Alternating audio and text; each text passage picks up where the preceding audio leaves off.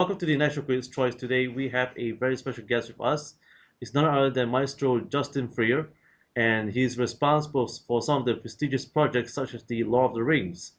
And Maestro Justin, thank you for joining us here at the National Critics' Choice. Could you tell us, and as well as our viewers, about how you decide that being a maestro is your career path, and why you are so inspired by the formality and the format of being a maestro. Sure. Well, I appreciate the invitation. It's quite nice to be here, and I hope that I'm able to share some inspiring elements with your viewers, and I'm happy to engage these issues because they're important issues. I think for me, when I was quite young, I found myself on a path instantly when I was provided my first musical instrument, which was a trumpet, when I was quite young. And I knew right away that for me, music needed to be my life. It was my calling, that I wanted to be a composer beyond all things.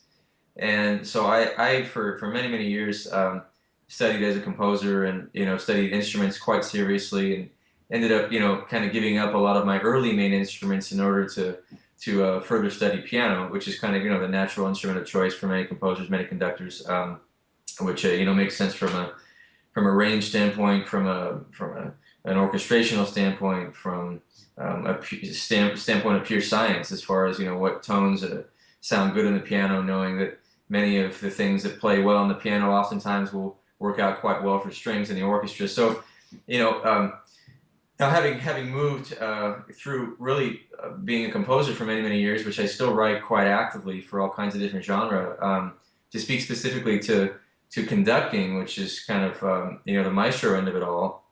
I think that they're quite connected, and they should be connected. I think that I fell into conducting really because of my own music. I started conducting quite often when I was young, mostly my own music, and then as I developed more and more and was exposed to more and more things, I had more and more opportunities to conduct other people's music. Um, as far as conducting film music, this is a very unique thing, I think, and a very unique art form, one that is quite important to the history of music, and oftentimes goes a little unrecognized by the larger musical community, especially the concert musical community. And I think that this is a grave error that many of us as musicians make, because great music is great music. It doesn't matter whether it's opera, um, whether it's Tin Pan Alley, or whether or not it's musical theater in New York, or movies in Hollywood.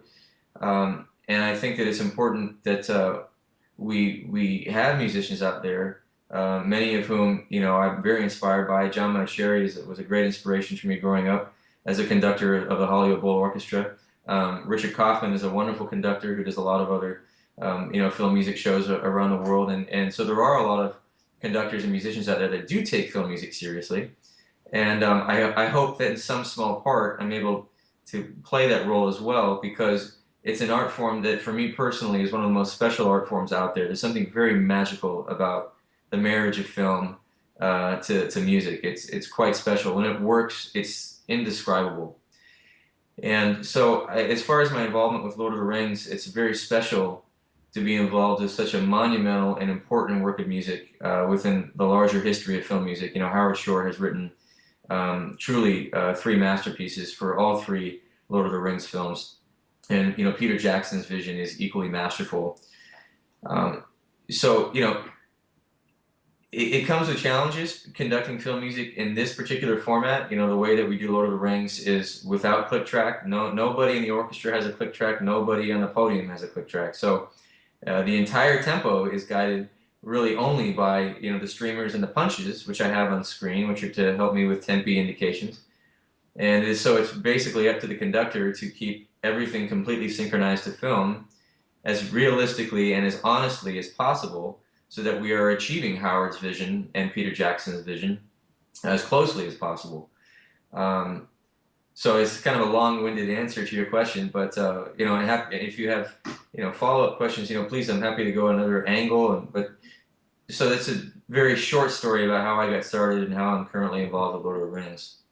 Now, speaking about the Lord of the Rings, now that you're traveling around the world making this performance possible to international audiences. What are the key challenges in your preparation before that? I know that you probably have spent months ensuring, putting this the whole orchestra together and getting them to assimilate along with you. How long does it take you to do that? Sure. Well, the length of preparation, of course, varies from project to project. I can tell you with authority on Lord of the Rings that the preparation for me was quite involved because, first and foremost, I take the music very, very seriously, as I would any great piece of work or a great work of art, great work of music. So I spent a great deal of time, mastering what I could, and I mean, all three films, it's almost wall-to-wall music. The longest break in Fellowship of the Ring is approximately a minute and 24 seconds in between cues. So it's almost conducting for 3 hours straight. Thankfully we have an intermission to help with the physical stress of it all. But as far as mental preparation, um, what for me is important on each engagement, not only for Lord of the Rings, but for other films, other film music concerts, is being able to find a way to communicate with and inspire the very players that you're collaborating with, so that they feel like they're playing serious art. And oftentimes, orchestras, um, depending on what they're playing, may feel that they're playing serious art, and maybe they don't. And this varies from location to location. And it's always the job of the conductor to inspire these players. So that for me is actually one of my most primary concerns once I'm on the podium, being able to communicate to them in a way that shows them that I take the music very seriously and that um, we find ways to communicate through our own instruments the vision of Howard Shore, because some of the writing is quite unique, and it takes a good amount of time with some orchestras to teach them the performance practice, the styles with which they should play in, many of the aleatoric techniques that Howard has in the scores become a challenge. So, the first couple of days, it's really about finding the style challenge and finding solutions to the problems, being able to communicate Howard's voice. Uh, and I think you have this with any new kind of music. As Bernstein started to make Mahler more and more famous through the New York Philharmonic, it took a while for the community at large, and I mean the international community at large, to start to interpret Mahler properly. And this, you can say this for every great composer, as they are introduced more into the mainstream lexicon of music. So you see this also with film music, great film music, and certainly The Lord of the Rings in particular falls into that category. Moving forward, what will be your advice for maestros or conductors, should I say, in making a preparation of such a scale like Lord of the Rings?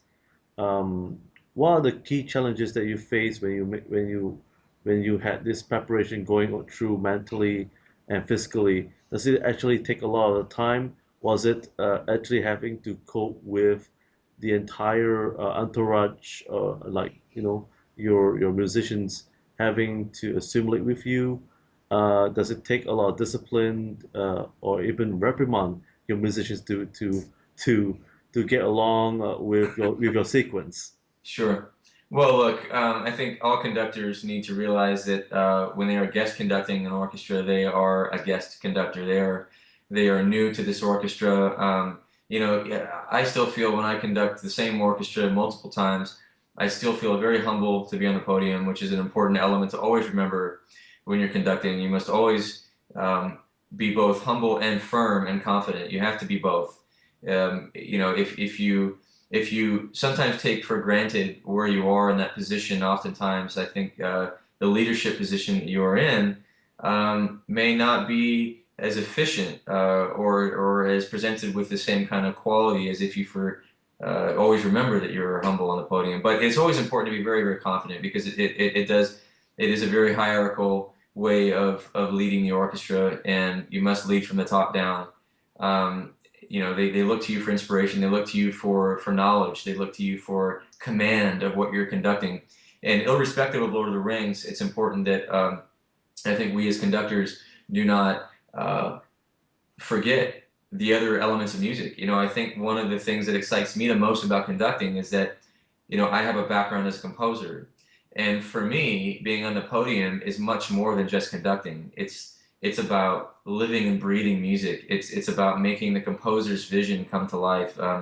It's about negotiating, unique interpretations that are happening at every moment of every concert because nothing is ever performed the same way twice. So you have this very living, breathing organism in music that allows you as a musician to take inspiration from as many facets as possible. And I think this is one of the things that all conductors need to try and inspire themselves to be is a well-rounded musician. And I think for young conductors, young composers, young musicians in general, whatever their aspirations are, to never ever turn a blind eye to something in art because you might not like it.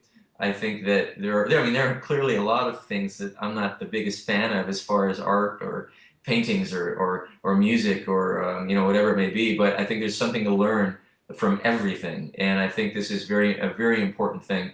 And this unique philosophy has helped me to come up with some, in my opinion, rather efficient solutions in presenting film music to orchestras because it forces you to pull inspiration from as many sources as possible. And in so doing, it gives you a quicker way into the minds of other players that you may not know personally or musically. So it's a great challenge, but I think if I had any one major piece of advice for young conductors, especially, is to often think of themselves as a composer on the podium or a violinist on the podium or a trumpet player. Um, this allows you to hopefully communicate to the orchestra your command of your knowledge base. And without the knowledge base, then it becomes much more difficult to not only conduct, but more importantly, to communicate. I have some few questions right now coming in from Asia and also probably one or two from Europe. Are you okay with that? Please, please. Yeah. There's one question that's coming in from Malaysia, and he's a anonymous young conductor, and he has a question for you, Maestro Justin. Could you share with us one example where did you have to improvise and substitute, you know, some pieces of the music that you're involved, and and was there one instance where some of your musicians were to fall sick, and so you have to find ways to make up for it?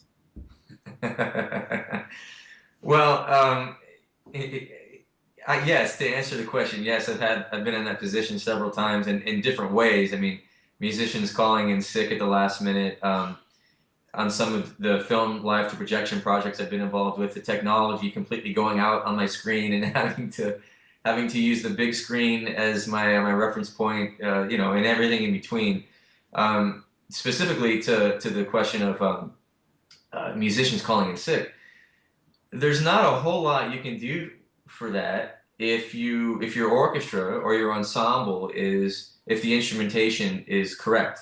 Look, I think we all hope to be in a position where we have our backup players if we need to call them. I mean, that's always a very professional way of handling the situation, is always making sure that you have your on-call standby list. It's a very business way of looking at it. But as far as a musical way of looking at it, honestly, there's not much you can do if your third trumpet is gone during Mahler's second at the last minute. That's why you oftentimes you have assistant players.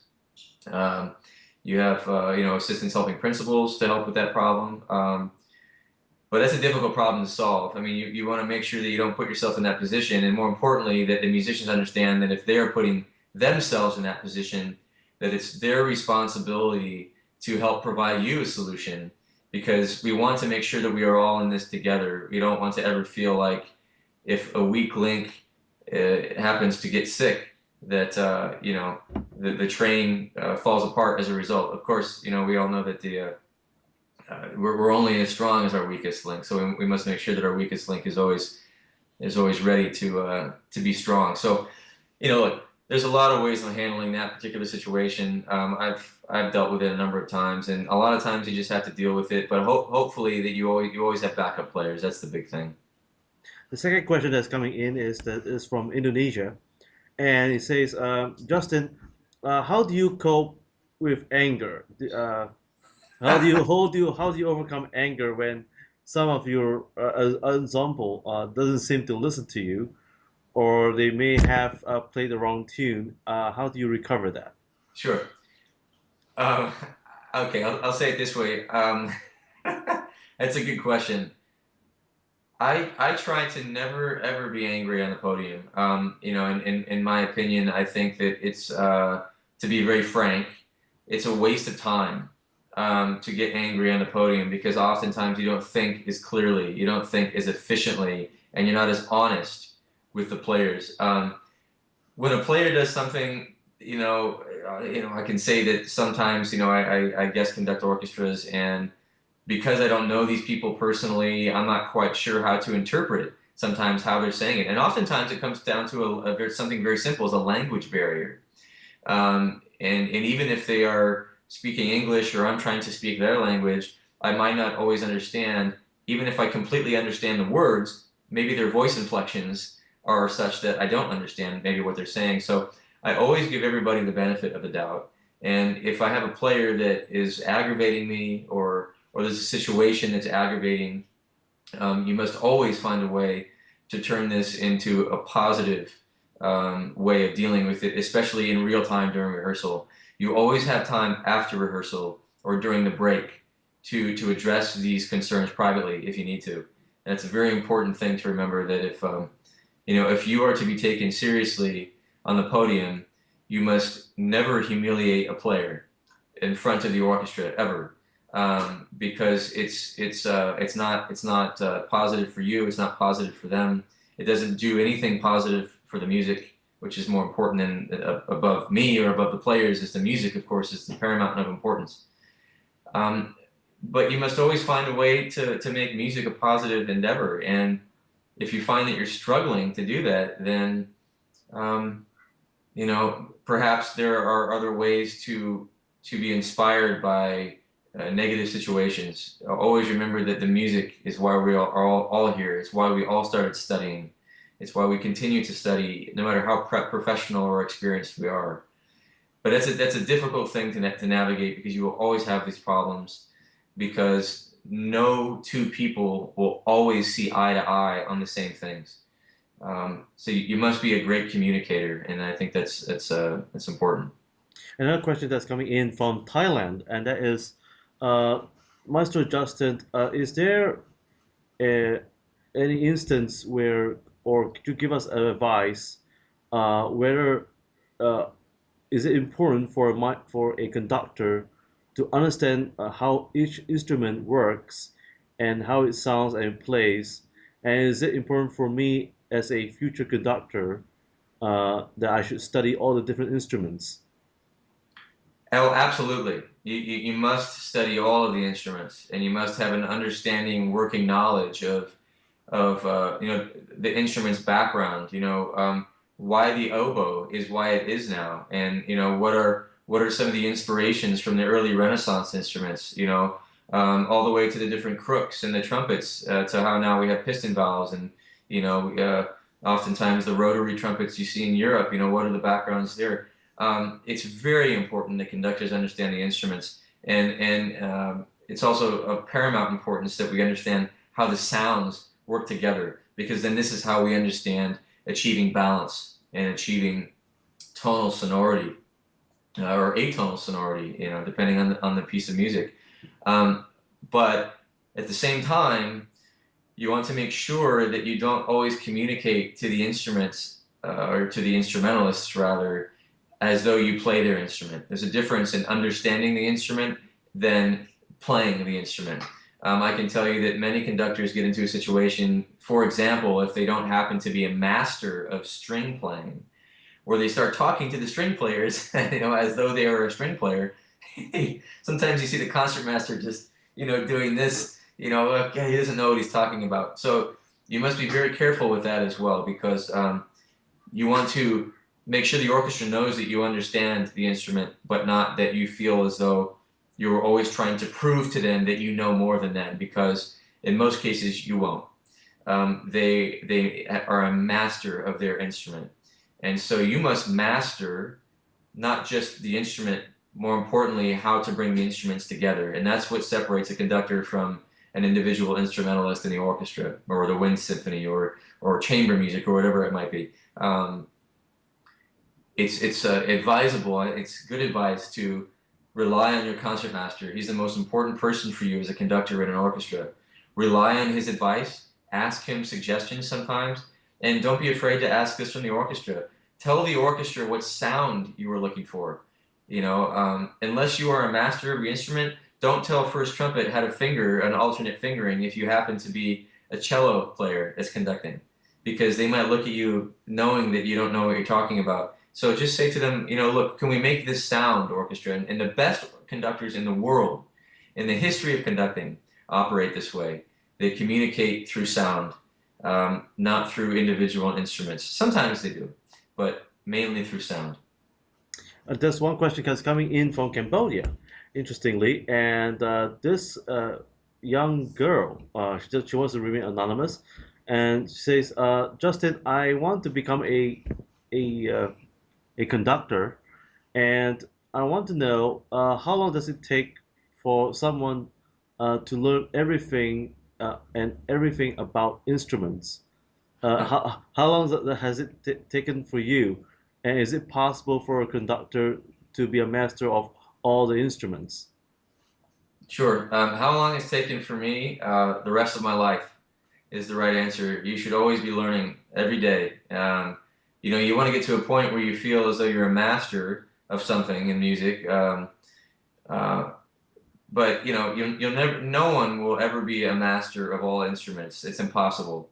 You can spend a lifetime being Yasha Heifetz, and he spent a lifetime being Yasha Heifetz. You can spend a lifetime, being Doc Severinsen on trumpet, or Jens Lindemann on trumpet, or I mean, the list goes on and on and on and on into the jazz world. Tommy Dorsey. I mean, it can go on for another hour about instrumentalists, famous instrumentalists that spent their whole life mastering their instrument and always getting better with each passing day. So look, um, the only thing you can do is study quite hard and efficiently and be passionate about what you do, because if you lose your passion, you lose the ability to always want to learn more as you go on. Look, I mean, I was quite young. I had the professor will remain nameless, but I had someone when I was quite young, still studying. I asked him, I said, what scores are you studying currently?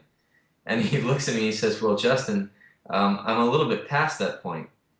And right away, I thought that was an odd answer. And with each passing year, it becomes even a more strange, odd answer for me, because I don't think there's anything to be embarrassed about at all.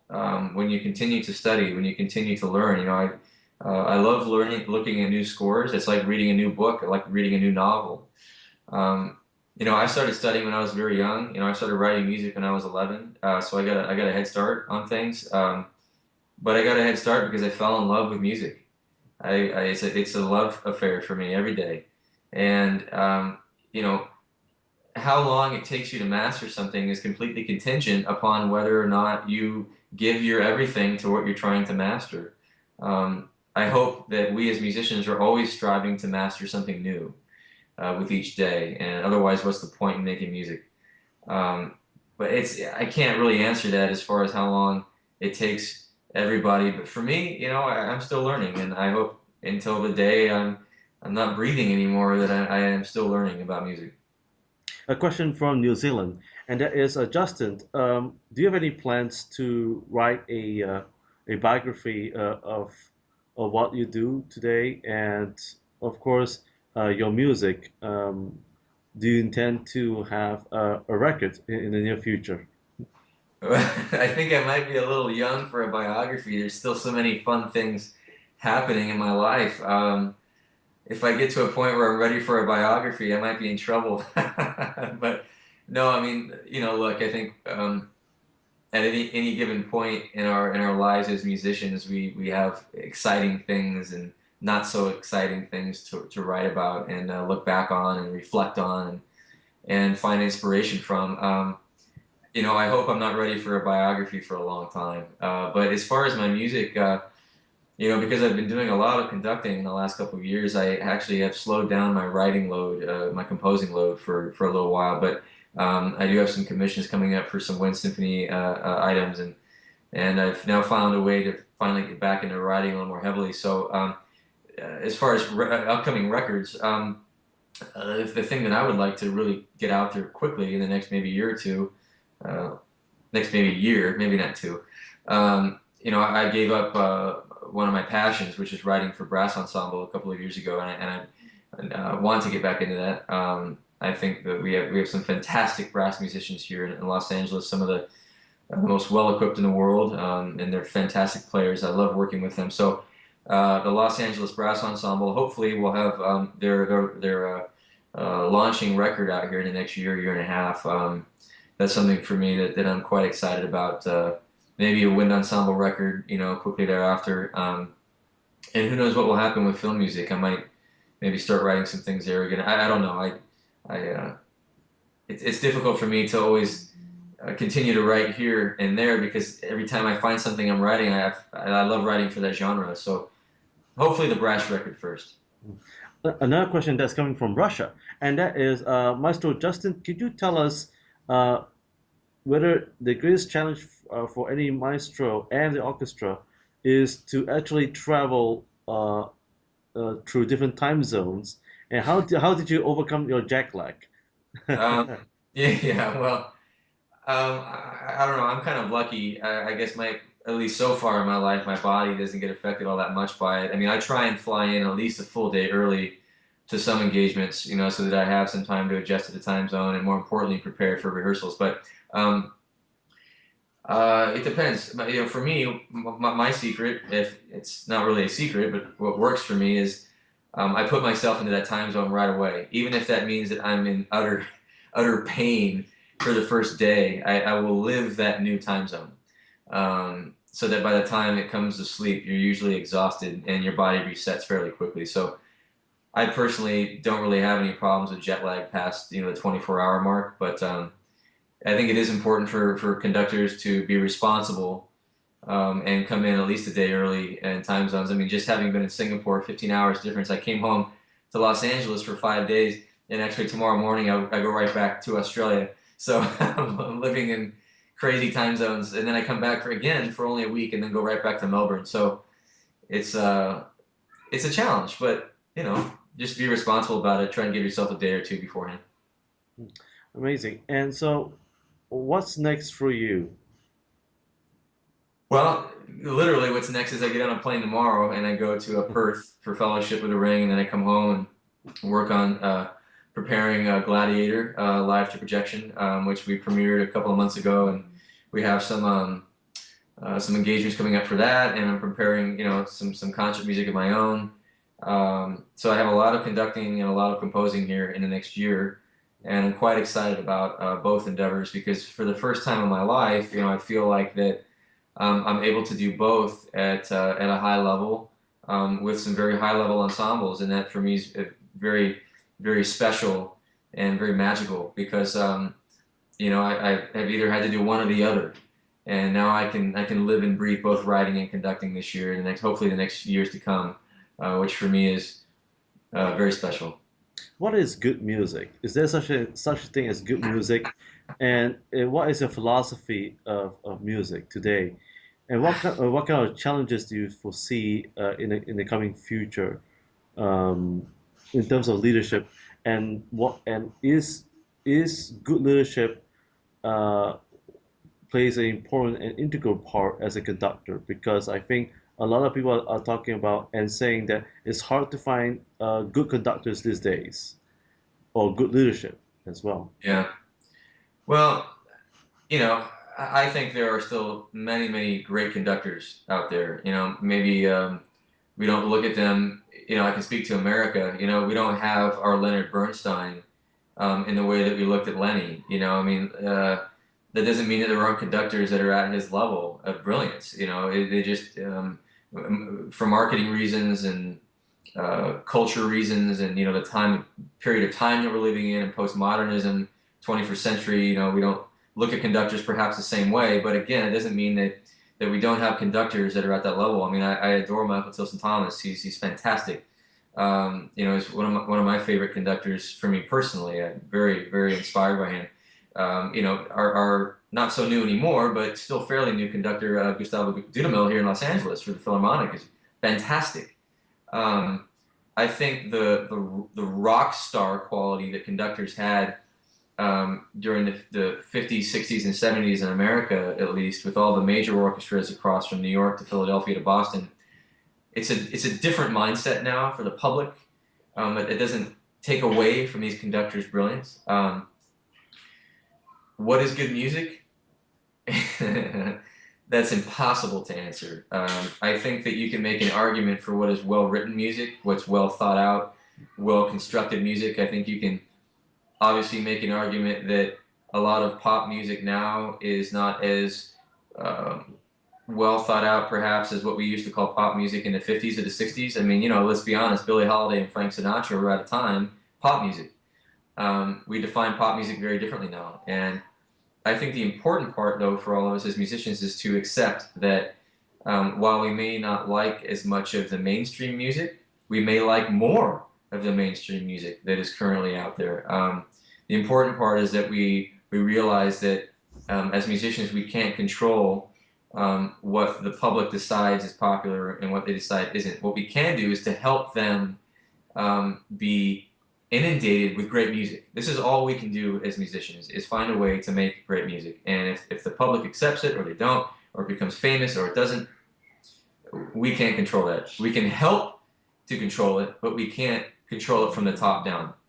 Um, Mhm. but it's I can't answer what is good. I mean, I can tell you what is good music for me. I mean, of course, Beethoven, Brahms, and Bach is not only good, it's great music. But I still look at a lot of music currently written in the pop mainstream arena in the 21st century that I find inspiration in. It doesn't mean that I look at Mahler any less.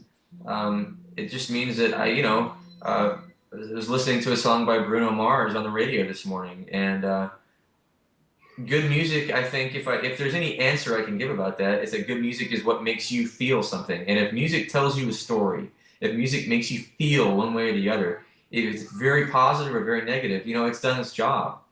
Um, I think that even if composers don't intend to tell a programmatic story with your music, I think all music at the end of the day tells a story to us all, either in the masses or as individuals personally. So for me, good music is one that moves me emotionally, makes me think psychologically, gives me inspiration to continue to make music. That's good music for me. And I think that if I can make good music and do the same with somebody else, inspire one person or two people, then we've achieved our goals. Because music is a living art, and it will be for many, many millennia to come, I hope. There's another question that's coming in from Papua New Guinea. Interestingly, dear Justin, could you tell us how does social media and new media plays uh, the role for music, especially even for orchestra today? Do you think that the cost of flying in orchestras will be reduced through this means of using social media? And especially now today that people are talking about the YouTube channels and so on, because people are very concerned about costs, because costs of flying in orchestras are very expensive. Right. So is the role of social media and the internet plays an important role? Well, I mean, social media plays an astoundingly important role now for all things, not just music. I think one of the reasons why orchestras continue to struggle worldwide is because they keep fighting um, change, and change sometimes is difficult to make. Absolutely. I mean, we are well rooted in classical traditions around the world, orchestral classical traditions that are hundreds and hundreds of years old. especially in Europe, of course. Less so in America because we're a much younger nation, but still, classical traditions are very old, even though our orchestras are rather new in America.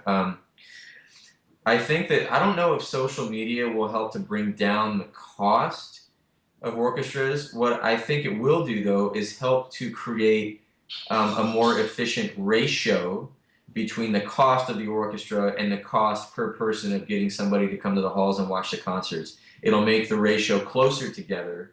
And will again, this is only if people are paying attention to social media and using it. But um, look, I think that what we don't want to have happen is for the art of live music, live concert presentation to die. And it's a difficult balance finding a way to use social media without sacrificing the live experience. I don't think the classical concert world has figured it out yet. The pop world has figured it out, and what they do is use social media and online experience to generate more buzz and more excitement for the live experience, because we are, at the end of the day, we are all human. And as intertwined as many of us may be now to our mobile gadgets and Facebook and Twitter and every other dang thing that's out there, I think at the end of the day, all of us would much rather have a human experience. And as enjoyable as this is, communicating with your audience via Skype, I would much more prefer to be in a room with you all and speaking to you personally so that I can feel your energy and look at you and communicate with you directly. And this is what the concert world has to start doing more efficiently, is finding ways through social media sphere to excite their base, to get them excited to come to watch them. And one of the biggest primary things that they can do to achieve that is to stop fighting change and accepting change. And for me, to go back to the art of film music is a wonderful bridge between the old world classical concert traditions that we have and this very new world pop traditions that we're starting to experience daily in our lives. We're inundated by it at the malls, at the shopping centers, at the restaurants, in our own homes. Um, we must find a way to excite our audience. And if that means that we don't do as many Beethoven concerts, then that's okay. That doesn't mean Beethoven dies. That means that we're accepting change and we're finding new ways to inspire younger audiences. And we must do that, otherwise our art form will die. Do you have any plans to come back to countries like Asia or even Africa, to places where you would able to contribute your expertise and your experience to to future young conductors? I hope so. I really do hope so. I had a wonderful experience in Singapore recently. That was actually my first experience in Southeast Asia. I have some engagements coming up later in the year that brings me back to Asia. I'll be in Hong Kong later, and um, I have yet to shamefully, and so I have yet to visit the African continent. I hope that I am able to soon. I think that some of the most exciting things happening in music and in art in general are happening in more of the developing countries because they are striving to make a name for themselves. They are striving to catch up, if I have to use that phrase. I don't mean it in a negative way, but to catch up with what we otherwise view as kind of first world technology or first world art, whatever that means. But I think that it's important that we in first world nations realize that everything that in the art world comes from many of these continents that don't have the same fortune that we do to have these concert presentations, because we have found our traditions in their music from the many, many hundreds of years past. So I do hope that I can travel more outside of the North American continent and do more. Um, we are clearly living in a much more global community now. The internet has changed everything forever, and I hope to be, a small part of whatever movement comes. What would be the three key advice uh, and wisdom that you can impart to all of us and to the world, especially those aspiring aspiring conductors? Uh, Sure. Well, I don't know what wisdom I have. Clearly not quite there yet as far as Gandalf or anyone from the Harry Potter franchise. But wisdom. I don't know. I mean, I can only speak to my personal life experiences and what I have found to work for me and what perhaps is I've seen work for other people. Look, I think at the end of the day, as musicians, specifically musicians, we have an opportunity to communicate with people around the world that no one else has a way to communicate. We speak an international language that doesn't require interpretation at all times. It doesn't require translation at all times. So the language barrier is, I don't want to say non-existent, but it's very close to non-existent. And so we have a very special, unique opportunity here. So, I only hope that all of your audience, musicians or non-musicians that just are music lovers, fall in love with what music inspires them, and whether or not it's from a listening angle or from a performing angle, a conducting angle, a composing angle. We must fall in love with music. Otherwise, it becomes much more of a struggle. It becomes tedious. It becomes a challenge, and we don't want this. I think if there's any challenge in music, the challenge should be finding new ways to develop the art and make sure the art progresses. Um, so if there's any wisdom that I've learned in my very young life is that you know you have to find a way to communicate your passion to people, and when you do that, hopefully you have a small chance of making someone's life better with music. Mind if I just ask a question from my own, and that is, this is will be the last question. And that is, what is your best moment, or which is the best part of the Lord of the Rings, as a conductor, when you conduct the entire piece during the 3 hour session? What was the one moment that actually elevate you the most? Sure. It's different from performance to performance, and that goes for other music as well. There's so much music in the Lord of the Rings that inspires me. It's I can't really answer that. I mean, I can tell you that some of the music from the Two Towers, the colors that Howard came up with for the Ents are incredible. I mean, he used so many beautiful low wood sounds, from low bass marimba to wood blocks, and the bassoon solo, and halfway through the movie is just absolutely beautiful. Um, it also depends on how the orchestra performs it. Oftentimes, you are elevated to a level with one orchestra that you are not with another, based on how they perform it, and how you might be feeling. I mean, I was in Germany last month, and I was conducting a concert with a 103-degree Fahrenheit temperature, and I got to tell you, I was hallucinating the whole concert.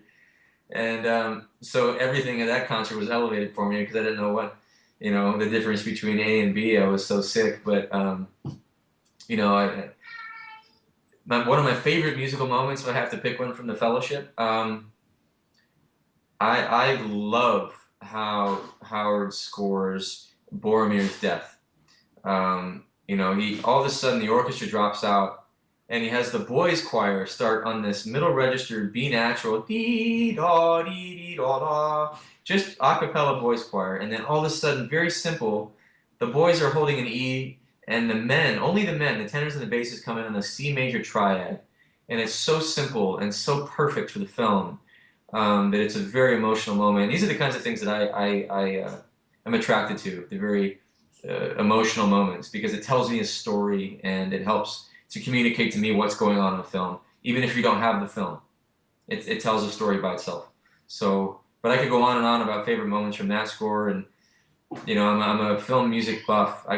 We could have another interview one day about only film music titles, and some of the great music of yesteryear. I mean, there's so much out there. It's incredible. We'll do that soon. Yeah. But once again, Maestro Justin, could you tell our viewers how they could communicate with you? Do you have a website or a fan page which they can follow you? Sure. Well, I'm on Facebook. I less so than all of my colleagues tell me I need to be. But yeah, my website is justinfreermusic.com, and happy to communicate with you all in what ways I can.